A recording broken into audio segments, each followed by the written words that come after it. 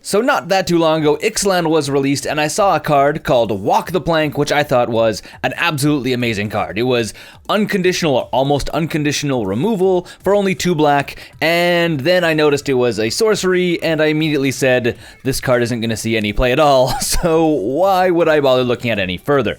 So the question becomes, why are instants so much more powerful than sorceries?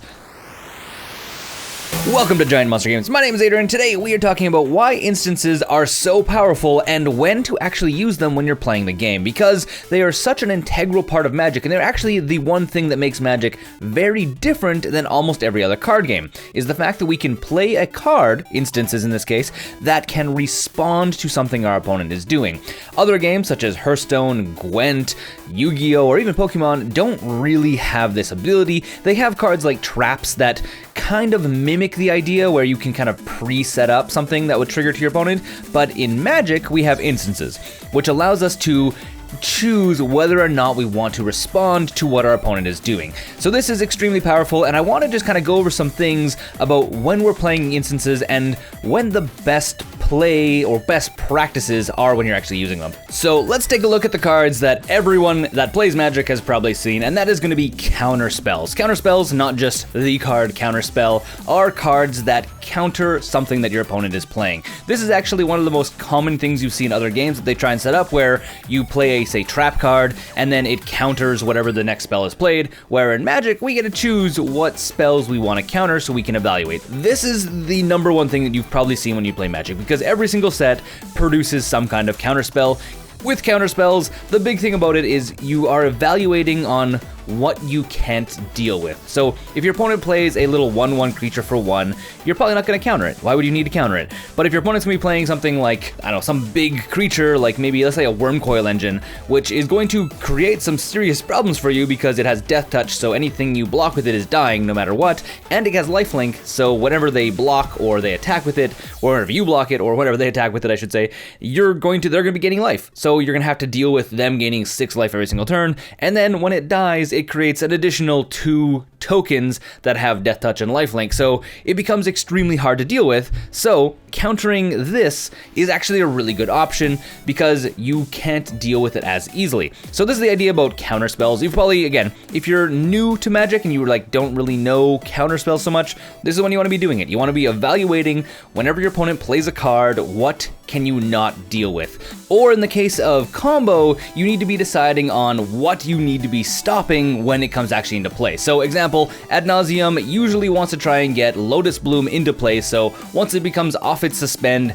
they're going to be playing Lotus Bloom, and you can be countering it as it comes off suspend, which is usually a really good idea because it's going to give them 3 mana, which is usually enough to allow them to go off and like explode and do what Ad Nauseam does, because Ad Nauseam is extremely scary and can actually happen at instant speed. So this is one of the things where you need to evaluate, or I'm playing against a deck that is doing this, I need to be countering X, Y, and Z. So this is the big thing about counter spells. I'm sure, again, if you've played Magic a bunch, or if you're new to Magic, you've probably seen counter spells because they become the bane of most people's existence. But there's a lot of other things that I'd like to talk about, not just about counter spells, evaluating what you can't deal with. There's other cards, such as Path to Exile, which is the next card we're going to talk about, where you need to be doing the same thing, except you need to be doing it about the current board state. So Path to Exile is remove target creature from the game, so it exiles the creature is what it's doing. Its controller may search his or her library for a basic land card and put that into the play tapped. Then they shuffle their library. So this is allowing us to do unconditional creature removal, which is fantastic. There's not a lot of unconditional removal in Magic because it's not, well, there is a lot of it, I should say. Just the thing is, it's almost all sorceries, which again aren't really that handy for us, which is why we're talking about instances, or they just cost a lot of mana. Where Path to Exile is a single white, which is extremely well priced, and a lot of white decks, almost every single white deck is running Path to Exile, especially if it's not budget, because Path to Exile is not a budget card. Anyways, Path to Exile allows us to evaluate at any time what creatures are on the table that we need to get rid of. So we need to be assessing the current situation, so not just what creatures on the battlefield that we want to get rid of, because that's relatively easy. You see something big, again, let's play Wormcoil Engine. We can't deal with Wormcoil Engine. The question becomes, and this is what you need to be thinking about when you're playing instances, and this is why instances are so much powerful, is you need to evaluate, can I deal with that right now? Or if it attacks in, do I need to deal with it as soon as it attacks in, or as soon as it does something? That becomes your number one question you need to be asking yourself whenever you're playing instances, because you don't want to play instances on your turn, because then you take up your mana, you use up your resources, you kind of need to use it at the last moment. So again, our opponent goes to attacking with Wormcoil Engine, sure, let's exile it. But what if you also have a giant creature on your side of the table and your opponent's like, well, I don't really want to swing in because I'm going to lose the creature or something's going to happen? Well, maybe you don't need to path to exile. You can actually just hold it up in your hand until the moment arises where you actually need to use it.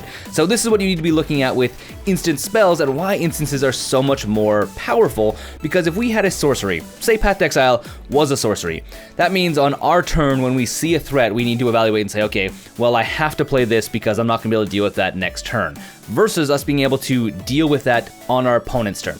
So this is what I'm trying to get at here. This is the kind of the mantra I'm trying to teach you, is you need to use instances at the last moment you need to use them and not on your turn. This is the big thing.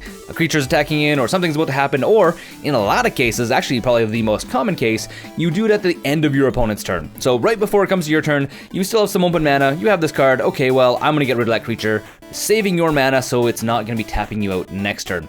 The last card I'm going to talk about, and this is actually the most relevant card, probably one of the most relevant instant cards in Magic, and that is Lightning Bolt. Lightning Bolt is very simple. It is 1 red mana. It deals 3 damage to target creature or player.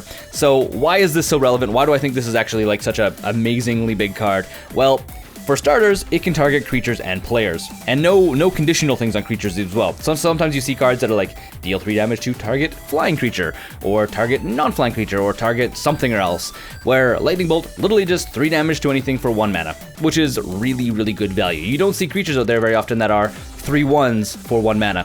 It doesn't really happen. Sometimes you see 2 1s, which are okay, but 3 1s? No, you don't really see that very often. So 3 damage to anything for 1 red mana at instant speed. So the thing about Lightning Bolt, and again, if you have a Lightning Bolt in your hand, you evaluate, do I need to get rid of any creatures? Or in a lot of cases, do I need to play this to my opponent's face? Do I need to actually do 3 damage to my opponent? How will that change what the game looks like? So one thing that happens a lot in Magic is if you're playing against a red deck, you need to always be conscious that at any moment, as soon as you hit 3 life, if you're playing against a red deck, you could lose at any time. Because almost every single red deck out there runs Lightning Bolt, because it is literally just 3 damage to your opponent's face. The other thing that could happen is if you say, example, swing in with a bunch of creatures, and you have a Lightning Bolt in hand, if your opponent says, oh, okay, I can go down to 2 life. If you have a Lightning Bolt in hand, your opponent's dead. But your opponent doesn't know that, but you can also fake that as well. So instances allow you to, this is the next and last kind of big thing about instances, is they allow you to bluff. So your opponent can say, does he have a Lightning Bolt in hand? Do they have a counterspell in hand? So you're going to swing with your creatures and like, well, if I don't block creatures, I go down to 2 life. That means if he has a Lightning Bolt, I die. So this is what your opponent's thinking, where your opponent will say, okay, well, I'm going to have to maybe block stuff and lose a bunch of creatures that they don't want to lose because they know that you may have a Lightning Bolt in hand, which is what makes Lightning Bolt so powerful. Instances, they are extremely powerful, and these are the reasons why. So let's just run over them again. First of all, you get to choose when you're doing stuff, so you can evaluate what spells are being played, or in a lot of cases, what creatures are being played, and if you can deal with them. Second one, they allow you to evaluate the moment you need to do something. So, for example, for creatures with Path to Exile, you can evaluate the moment you need to actually get rid of something. That can be at the end of your opponent's turn, so you're not going to be using up your mana, or it can be when a creature attacks in, or it can be when a creature uses an ability. There's a bunch of different things. Or in some cases, you can be, Path to Exiling a creature that is being targeted by your opponent's spell. So maybe they're going to buff a creature up, and you path it in response. And then the last thing, Lightning Bolt being the kind of key ringer here, is you also get to have more choices. Because with the sorcery, your choices are, when I do on my turn, I have to do this or I don't do this. Where with an instant such as Lightning Bolt, you get to choose, do I do this now? Do I do this later? Will this make the difference? And can I bluff with this? So these are the things that make instances so much more powerful than sorceries, and why and when you should be using them. I hope this rambly little conversation I've had here about Let's Talk About Magic has helped you out. Let me know in the comment section below if this helped you out. Don't forget to subscribe to Giant Monster Games if you aren't already. And until next time, my name's Adrian, this is Giant Monster Games. Don't forget to game like a giant monster. I'd like to throw a huge shout out to all of the Patreon supporters over on Patreon because you guys are helping me make more videos just like this one. If you want to support, go and check out the Patreon. Link is on the page right here with the Patreon logo.